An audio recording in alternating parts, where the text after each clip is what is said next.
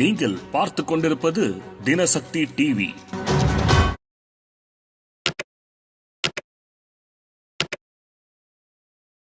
காதல் படத்தின் மூலம் சினிமாவில் அடியெடுத்து வைத்தவர் சந்தியா.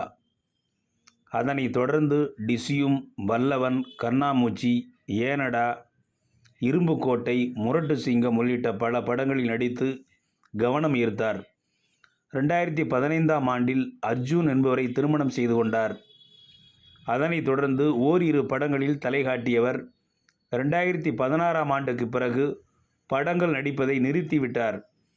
கடைசியாக ருத்ரவதி என்ற படத்தில் நடித்திருந்தார். சினிமாவில் இருந்து ஒதுங்கி குடும்பம், குழந்தை என கவனித்து வந்த காதல் சந்தியா சமீபத்தில் சின்னத்திரையிலும் தலை காட்டி கவனம் ஈர்த்தார். இதற்கிடையில் மீண்டும் காதல் சந்தியா சினிமாவுக்கு வருகிறார். புதிய வெப் தொடரில் முதன்மை கதாபாத்திரத்தில் நடிக்கிறார். இதில் விக்ராந்த், பாதினி குமார் உள்ளிட்டோரும் நடிக்கிறார்கள். மேலும் 2 கதைகளில் நடிக்கவும் ஒப்பந்தமாகியிருப்பதாக தகவல். 10 ஆண்டுகளுக்கு பிறகு காதல் சந்தியா மீண்டும் சினிமாவுக்கு வருவது குறிப்பிடத்தக்கதாகும்.